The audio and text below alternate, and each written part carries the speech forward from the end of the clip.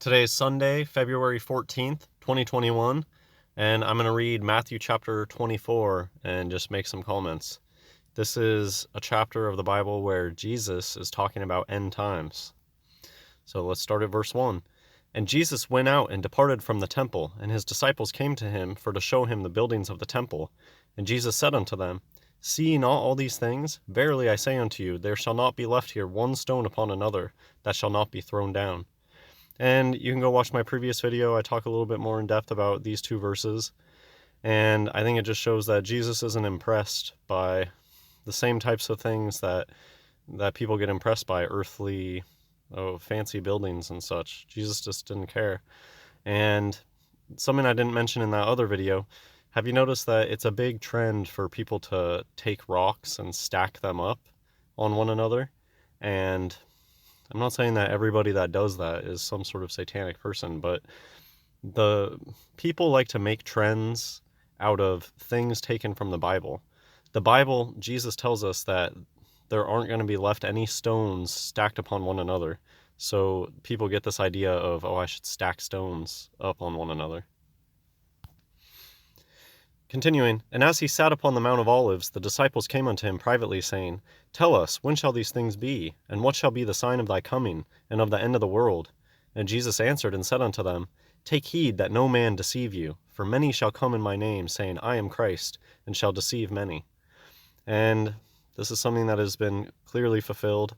All sorts of psycho cult leaders are out there that claim to be the incarnation of Jesus, and if you have discernment, you've always been able to tell that those people are a bunch of phonies. And I lump the same people into that group. People who claim to have had direct conversations with God, people who claim to have had dreams about Jesus and all that. I think that they're just liars. I don't believe anything that people say where, oh, God talked to me. I don't believe that. People that say that they've been to heaven in a dream, I don't believe that. So often these things come out as hoaxes. Like, one just recently came out where it was like, oh, this young child who claimed to make these paintings of what heaven was like, they admitted they just made it all up. Or a lot of times they eventually come out, their parents were doing everything and just saying that the kid did it. Dime a dozen stories because people lie, and you're surrounded by liars and a lot of wolves in sheep's clothing. I don't believe anybody that claims that they've had dreams about Jesus or God talks to them. These days, I just don't believe it happens these days. And Jesus was warning us against people like that. And I think Jesus was also warning against Paul more than once here, because Paul claims to have seen Jesus, and nobody was there seeing Jesus either. Paul is supposed to be the special person, the only one who Jesus decided to show himself to just Paul. I don't believe it. And ye shall hear of wars and rumors of wars. So this is really interesting if you know anything about fake history and about how modern war is a total Masonic front to just play the political theater and to demolish old world buildings. It's strategic demolishing and rebuilding. It's really, I was just watching some show that was showing things of London, and the skylines are so ugly now. They've been going and taking these beautiful ancient masonry buildings, and there's just too many of them to upkeep, and they want to obscure history, so they knock them down and they put up these junky, flashy skyscrapers that are so ugly. I've just noticed that nowadays the skylines of these cities that used to be so grand, and if you go and you look at the skylines way back when, these cities are amazing architecture feats and just so beautiful, and so many buildings there way back when. And the buildings, when you go and you look at the old pictures of the buildings too, they already looked old. The buildings already looked very old. Anyways, the skylines these days are so ugly, just riddled with very ugly modern architecture. But yeah, I just think it's really interesting, this verse where Jesus talks about rumors of wars, because if you know about modern Masonic hoax wars, they've been doing fake wars for a long time now. I don't think that they've needed to do wars for a long time. I personally believe that the Victorian era those people were just victorious in wiping out basically everybody else. That's just a guess. That's my guess. And since then, it's been the New World Order since then. George Washington was the same actor as the person in England. And at this point, who knows if those characters even existed in real life. Okay, continuing on. See that ye be not troubled, for all these things must come to pass, but the end is not yet. For nation shall rise against nation, and kingdom against kingdom, and there shall be famines and pestilences and earthquakes in diverse places. I think all of this has already taken place. And these are the beginning of sorrows. I think we're beyond the beginning of sorrows at this point. Then shall they deliver you up to be afflicted, and shall kill you, and ye shall be hated of all nations for my name's sake. And then shall many be offended, and shall betray one another, and shall hate one another. And I think it's interesting that these days, people get so offended about everything. And many false prophets shall rise, and shall deceive many. And because iniquity shall abound, the love of many shall wax cold. I've talked before about how I don't know if people even know what it means to love anymore. It seems like a lot of things have been lost along the way. And do people even know what true friendship is anymore? Do people really know what true love is anymore? It's like things have gotten so bad and so tainted, and people learn through the television, so they think that love is what the TV tells them. It really is like we've lost just basic human abilities like love. Or it's just been twisted into something totally upside down. But he that shall endure unto the end, the same shall be saved. So an important message is that it is an endurance race. It really is an endurance race. And all you have to do is survive every day. Every day you have one goal, and that's to survive and keep focused on what's important and follow Jesus and repent every day and just keep repeating it. And that's how it's going to work. I don't know why. I don't know why it is the way that it is, why there's so much suffering, why we need to go through all this stuff, but I just know that I'm not perfect, and I've screwed up so many times in my life, and I just want to get out of here. And so I'm okay with just holding on every day, having one goal of making it through that day, and just trying to stick with it. I'm okay with that. I don't need anything bigger than that anymore. No big plans. And this gospel of the kingdom shall be preached in all the world for a witness unto all nations, and then shall the end come. So I think that the gospel has been preached everywhere. I don't believe in Ooga Booga tribes out in the middle of nowhere that have never heard of Jesus. I don't believe in that. I don't believe in Amazonian tribes that have never been contacted. It's just Nat Geo garbage. Everybody knows who Jesus is. Jesus is the most famous person on earth. And I don't know if everybody has been properly preached the gospel, but God knows how to reach his children, and everybody who needs to get the message is able to get the message today. And so I think we're already here. I think this could go along with, in the end, that knowledge is increased. I don't believe in people out in the middle of North Korea who actually think that Kim Jong-un is a god. That it's not real. North Korea is made in Hollywood stuff. And anyways, continuing on. A lot of my knowledge that I've come to through conspiracy, I think it just helps me understand biblical stuff like that, where people might get hung up. People might think, well, not everybody knows about the gospel. Not everybody has heard of Jesus Christ. I just don't believe that. Basically, everybody today has the ability to learn about Jesus and hear about Jesus. Okay, moving on. When ye therefore shall see the abomination of desolation spoken of by Daniel the prophet stand in the holy place, whoso readeth, let him understand. I don't know exactly who that message is for. It almost seems like this is a pointed remark at a very specific individual who needs to know what's going on. And from what I can gather, reading about the abomination of desolation in Daniel, it has something to do with sacrifices. So I don't know exactly. I don't think this message is for me, but continuing on. Then let them which be in Judea flee into the mountains. Let him which is on the housetop not come down to take anything out of his house. Okay, so the following are warning messages of Jesus. It seems like in the end, if you don't get picked up when all hell breaks loose and the angels come in the clouds to pick up the elect, if you're not picked up, you need to get out and run to the mountains. That's my interpretation of what Jesus says here. Neither let him which is in the field return back to take his clothes, and woe unto them that are with child, and to them that give suck in those days. But pray ye that your flight be not in the winter, neither on the Sabbath day. For then shall be great tribulation, such as was not since the beginning of the world to this time, no, nor ever shall be. So I think that this actually gives a hint that in the end it's going to be winter. So in the south or in the north, I'm just guessing it's going to be winter in the north and on a Sabbath day, but the calendars have been so screwed up, I don't know that there's any way that we can really know what the Sabbath day is, unless you were better at understanding the Bible than I am. I don't know what day the Sabbath day is. I just try to do it every Saturday, but it could be connected to the moon. I don't know exactly how it works. So I guess you can leave a comment if you really know what the real Sabbath day is. I think that the end probably will come on a Sabbath day and in the winter somewhere.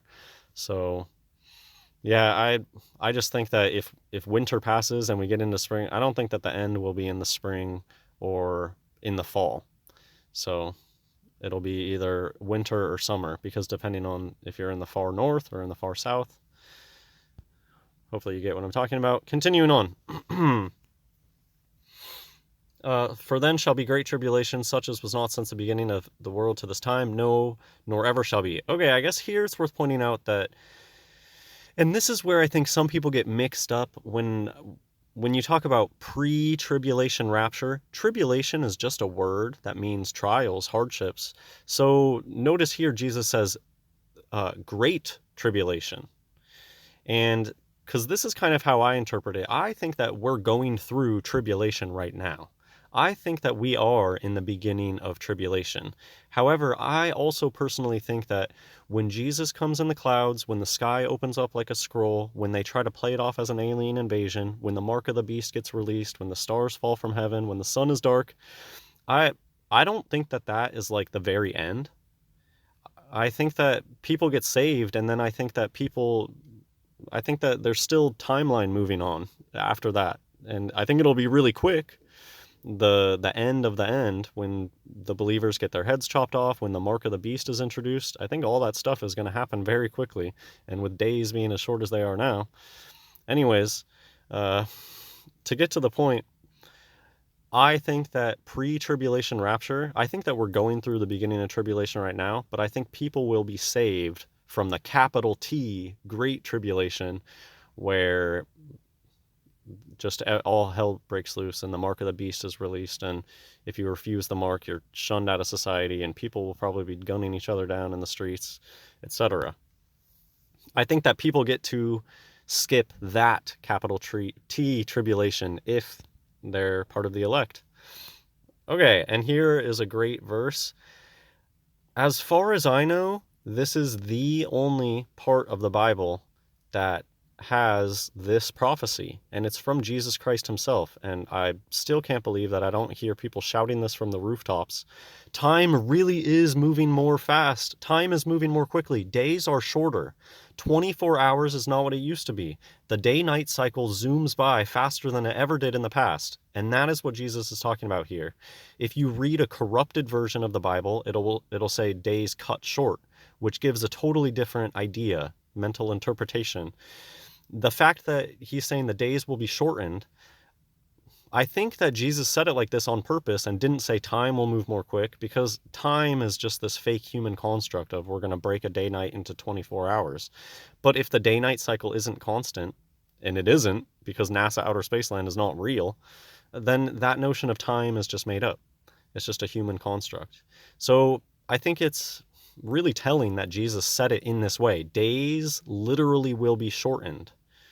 A day doesn't take up as much space, temporal space, as it used to. And maybe he said it like this on purpose so that those without the ears to hear and the eyes to see, they won't understand this. They won't be able to put two and two together. Dang, the days really are flying by these days. Oh, look, Jesus said something that could be interpreted as that. Anyways, moving on. Then, if any man shall say unto you, Lo, here is Christ, or there, believe it not. So this is exactly what Paul claimed to have seen Jesus, and nobody else witnessed it. For there shall arise false Christs and false prophets, and shall show great signs and wonders, insomuch that, if it were possible, they shall deceive the very elect. Behold, I have told you before. Wherefore, if they shall say unto you, Behold, he is in the desert, and Paul claims to have seen Jesus near Damascus, and I've been told, I don't know, I don't believe a lot of stuff about where, like, whatever they tell us Damascus is today, I don't believe it, but people have said that Damascus is outside of a desert or something, so Jesus could be referencing that. Foreshadowing. Go not forth. Behold, he is in the secret chambers. Believe it not. I think that these are verses proving that Jesus is not going to talk to us one-on-one right now. That's just not how our relationship with God is working right now. Jesus is not going to give you a personal dream and talk to you. And no matter how much we want it, that's just not how it's working right now. And I think that this is talking about that. Jesus is not going to give individuals visions today and appear to them as an individual. I kind of liken it to like a megalomaniac thing. Why do you think that you're so important that God is going to come down and have a vision just with you? That's he's not going to give us signs. He's already given us enough signs. If you can't see it today, it's like you don't deserve it, kind of thing. I don't think that any of us can expect to have Jesus to talk to us like that. And here, he said it. And it probably is, it works out. You know, I think it's one of those things that it's almost like a blessing. Now, you don't have to weed through the people claiming to be spoken to by Jesus. You don't need to weed through, well, who's telling the truth, who's lying? Well, they're all phonies, because he just doesn't talk to us like that right now. So it almost simplifies things in a way. For as the lightning cometh out of the east and shineth even unto the west, so shall also the coming of the Son of Man be. It's going to be undeniable. Every eye shall see him, and they're going to have to try to play it off as an alien invasion. When Jesus comes back, it'll be something that you won't need somebody to tell you about it, because you'll witness it. Because everybody will witness it. Nobody will need to tell you about their personal experience, because everybody will witness it. So that, I think these two verses are really, really, really important. And Jesus is telling us, I'm not going to be telling little secrets to people through a dream anymore, to a single individual. That's not how it's going to happen. When I come back, everybody will know it.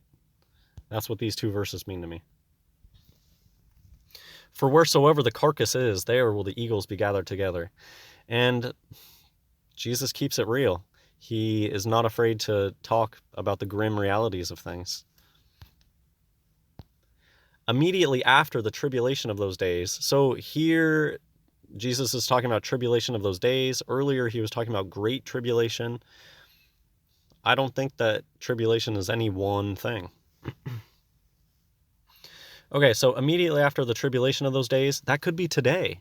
After all the hardships that we're going through today, the penultimate suffering that we're going through right now, then shall the sun be darkened.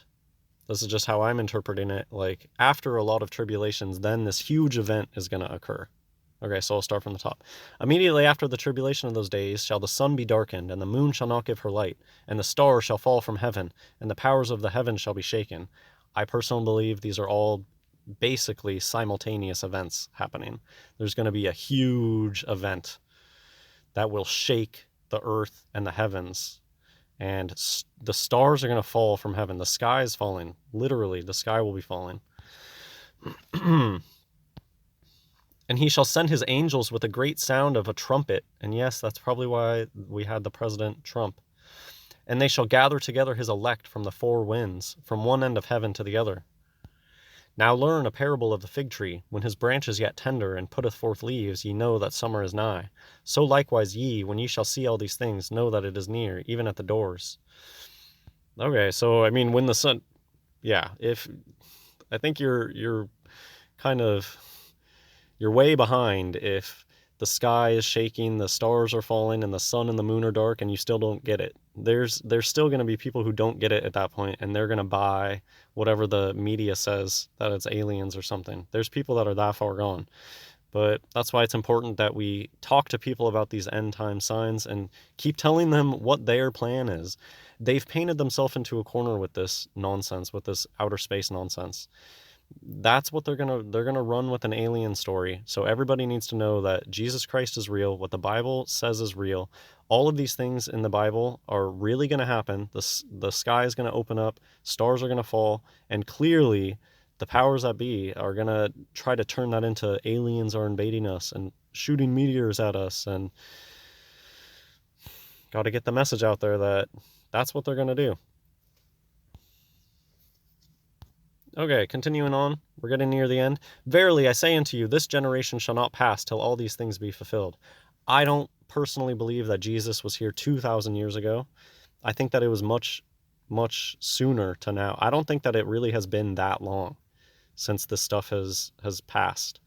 And anyways, fake history, that's getting into fake history and stuff. They add hundreds of years that don't actually exist, and I just don't believe their narrative. I don't believe their numbers that they just pull out of wherever. Heaven and earth shall pass away, but my words shall not pass away.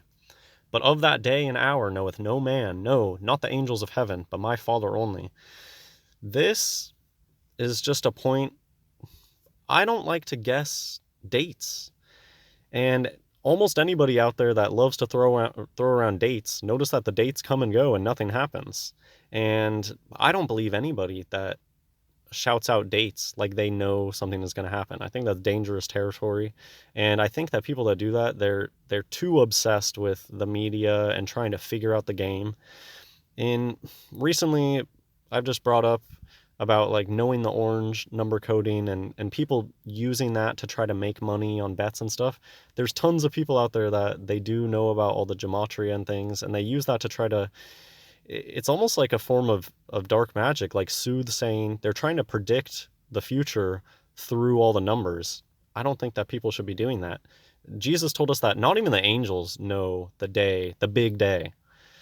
If there's the most important date ever, and Jesus is straight up telling us, don't even try to figure out what day it is because not even the angels know, I don't think that we should be spending all of our time trying to predict dates of things. So that's just a side tangent rant. Continuing on, but as the days of Noah were, so shall also the coming of the Son of Man be. That would be a great topic to study, but it seems like a lot of stuff in the Bible has been scrubbed, or it's like, why people didn't mention things. Like, I'm sure telephones or something like telephones or even cell phones existed in the days of Noah. What technology existed that they just don't talk about? And people have mentioned things about them mixing animals and all sorts of other things in the days of Noah. It would just be an interesting topic to study.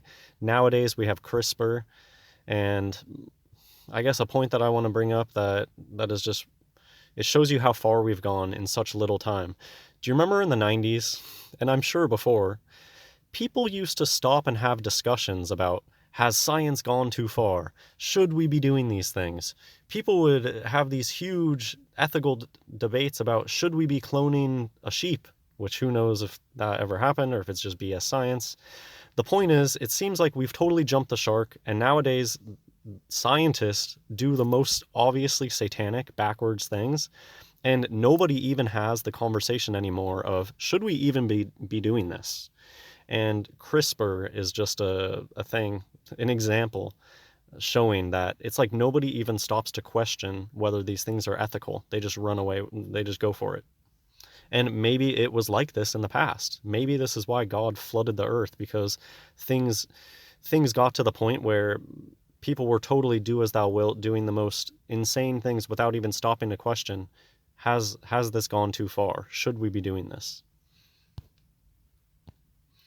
For as in the days that were before the flood, they were eating and drinking, marrying and giving in marriage, until the day that Noah entered into the ark, and knew not until the flood came and took them all away. So shall also the coming of the Son of Man be.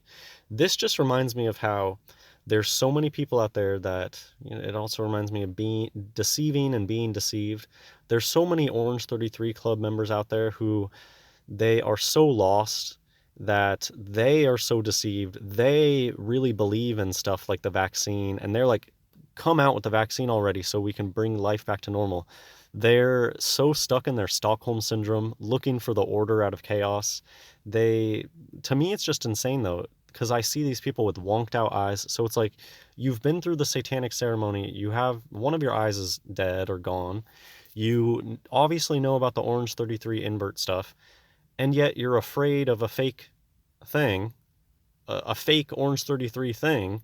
Like, how do you know about all this stuff, but then you buy into the psyop and you're actually afraid? And I think it kind of goes into the meme of, you know how the evil person's minions are dumb. They're just dumb sheep. So your average Orange 33er is dumb as a doornail.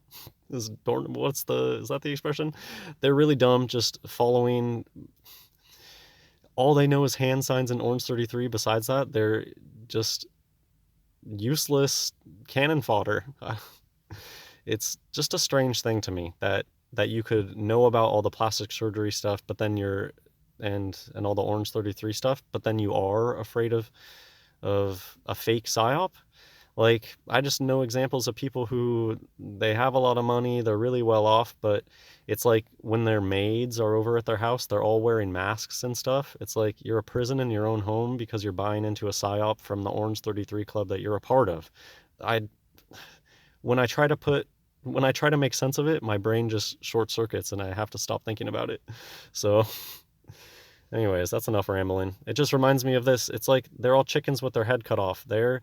They're already ready to just accept the mark of the beast. And I don't know. Just for what? Just because they're sick of the chaos that their own party is putting on them. Continuing, then shall two be in the field, the one shall be taken and the other left. 2 women shall be grinding at the mill, the one shall be taken and the other left. Watch therefore, for you know not what hour your Lord doth come. But know this, that if the good men of the house had known in what watch the thief would come, he would have watched, and would not have suffered his house to be broken up. Therefore be ye also ready, for in such an hour as ye think not, the Son of Man cometh. Who then is a faithful and wise servant, whom his Lord hath made ruler over his household, to give them meat in due season? Blessed is that servant, whom his Lord, when he cometh, shall find so doing. Verily I say unto you, that he shall make him ruler over all his goods. And I think that this is important for us to stay focused and not get distracted. Just another point of why I basically shut down my conspiracy channel. I don't want to be caught up in things that ultimately don't matter. I don't care about the world stage. I've said everything that I need to say about that, and now is the time to watch and to keep repenting every day and to focus on what matters. And you want to be the servant when Jesus comes back. You want to be in your backyard, repenting for the bad things that you did, pleading, Jesus, come back. You want to be in that moment when Jesus comes back in the clouds. You don't want to be off distracted doing something that you shouldn't be doing. But, and if that evil servant shall say in his heart, my Lord delayeth his coming, I can't stand it when people try to say that God is taking too long. Shut up. You don't know better than God. So be patient. But, and if that evil servant shall say in his heart, my Lord delayeth his coming. It's also why they like to say, oh, well, Jesus is never coming back. He hasn't been here for 200 years. I don't believe that. I don't believe that Jesus hasn't been here for 2,000 years. So I don't believe that number. And also, in the grand scheme of things, it doesn't matter. Any amount of life compared to eternity is nothing. So it doesn't matter how long the wait is here. It's going to amount to nothing in the end. So quit your complaining. Okay.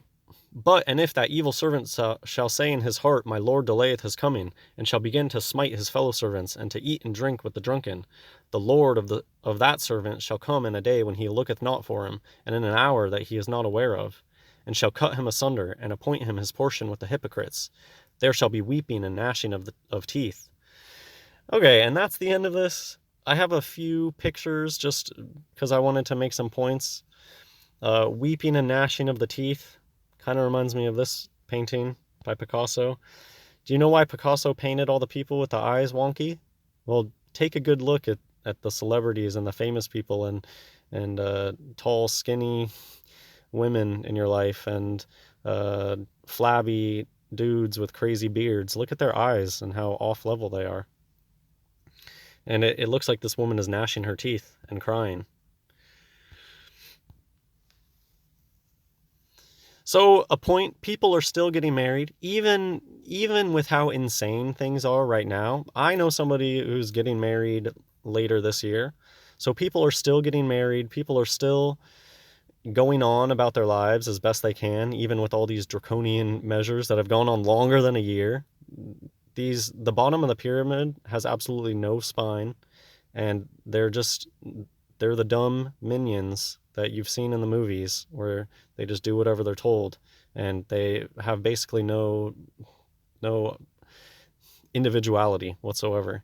And yeah, anyways, for the most part, just for the most part, I'm still waiting for the people to just flee the club and admit it. Like, the cat's been out of the bag for years now. Why has nobody come out and said, yeah, I was a part of that Orange 33 Club, it is stupid, and just start telling all?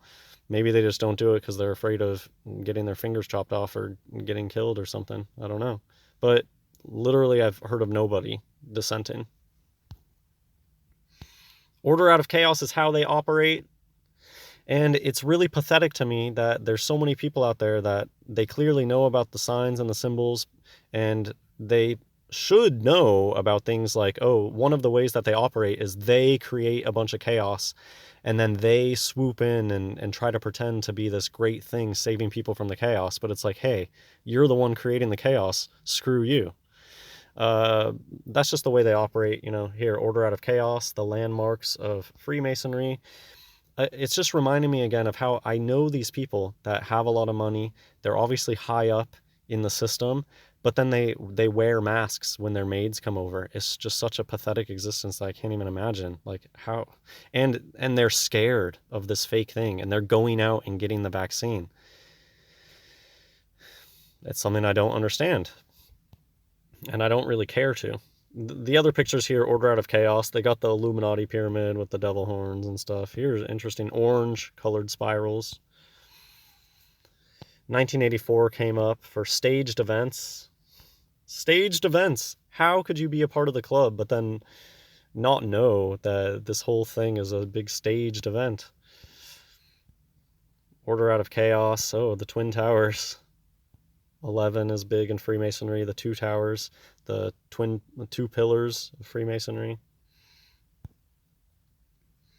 I think that this is like the Scottish Rite or something, and I think Ordo ab Chaos probably means order out of chaos.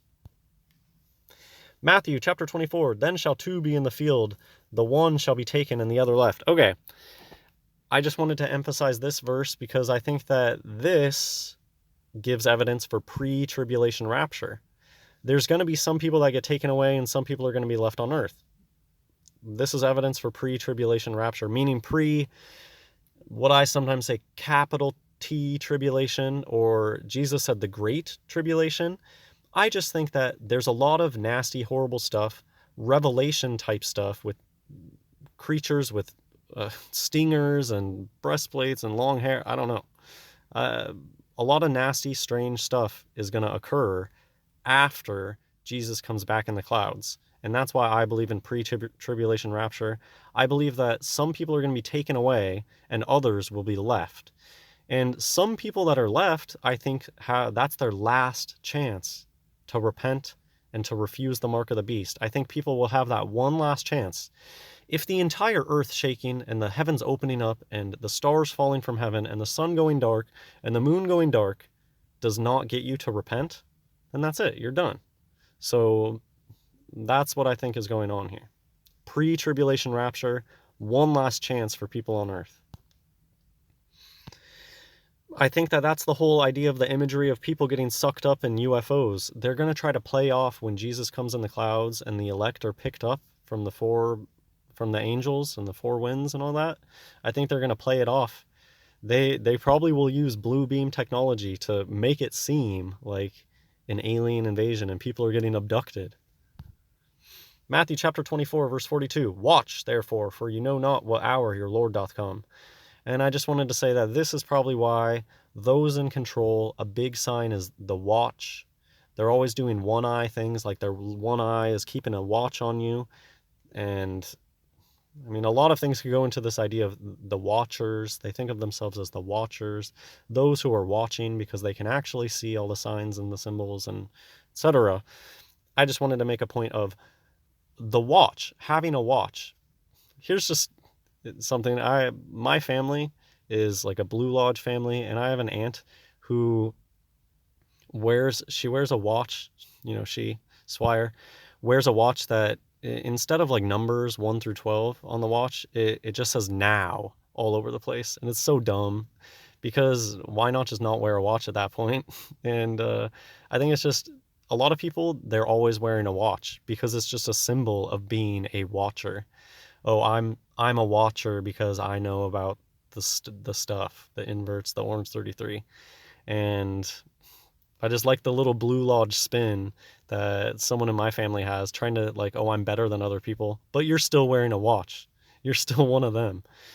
And I don't know why certain stuff like that just sticks with me. Like, you're such a phony. And yeah, watches, that's why watches are such a big deal. Buzz Aldrin rocking 3 Omega watches. The little fingers in the pocket. I got one hand in my pocket. They're all about wearing tons of watches, and they'll have excuses. I think this is the same thing. You know, people that wear their watch backwards. There's a lot of people that wear their watch backwards, and I think that's another like Masonic symbol, like inversion, black is white, upside down stuff. And they'll just have excuses about it. Same thing, they'll always just come up with excuses. Well, one of the times is this place, the other time is this place. Nah. They're just talking with symbols. The real reason Princess Diana wore 1,000 watches all over the place. Man, what a drag queen. Drag princess, sorry. Matthew chapter 24, verse 22. And except those days shall be shortened, there shall no flesh be saved, but for the elect's sake those days shall be shortened. And I guess what I wanted to say with this is, just because it's not something that I've mentioned many times, maybe the fact that the days are going faster, somebody has likened it to water going down a drain. It's like the sun and the moon are doing their loop faster and faster and faster, swirling down the drain. I meant to get a verse from Revelation that talked about, in the end, the sun, we're not going to have a day-night cycle in New Jerusalem. So it almost fits with maybe the sun and the moon are kind of winding down, going, and they'll eventually get just stationary, stopped in a place, like they hit the bottom of the drain.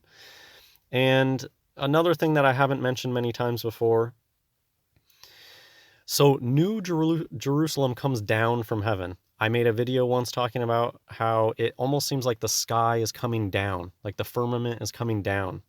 And I just think it's interesting that in the 90s and beforehand, I'm sure, the sky had a much deeper, darker blue to it. Maybe now that the sun has come down, the sun has evaporated a lot more of the water's above, and maybe that's why the sky is not as dark blue anymore, because maybe the waters above are not as deep anymore because the sun is coming down and it's evaporating more water away. Which also brings me to another point of, I don't want to go back and find the verse. It's in Matthew chapter 24. I read it, I'm sure. Jesus comes, it says, in the clouds of heaven. Heaven has clouds. The firmament is going to open up. I don't know, maybe, so something that I've mentioned before, it could be a part of end times, though I don't really see it specifically mentioned. When a woman gives birth, the waters break, right? When the firmament opens up, the waters above might crash down on us, but maybe because it's a long fall, maybe it won't be like a big chunk of water. It'll just be like a really heavy misting or heavy rainfall for a while. I don't know. Anyways, I'm just shouting out different things that come to mind, but the sky used to be darker blue. And I think that maybe it being lighter blue today, maybe there's a lot less waters above today. And that would make there be a lot of clouds in heaven. So Jesus is coming in the clouds of heaven. Again, clouds of heaven. We have clouds on earth, but then there's a firmament layer, and then there's waters above. So there's probably clouds in heaven too. And I think that's why it specifically says that Jesus will come in the clouds of heaven. There are going to be these really far away clouds in heaven that are going to, I don't know, come down on us. It's going to be crazy. Who knows? Maybe a lot of the trumpeting sounds and things like that are going to be from all the pressure changes from when our closed system gets opened up and starts interacting with the heaven system. All right, well, that's it for this video. I hope you enjoyed. God bless everyone.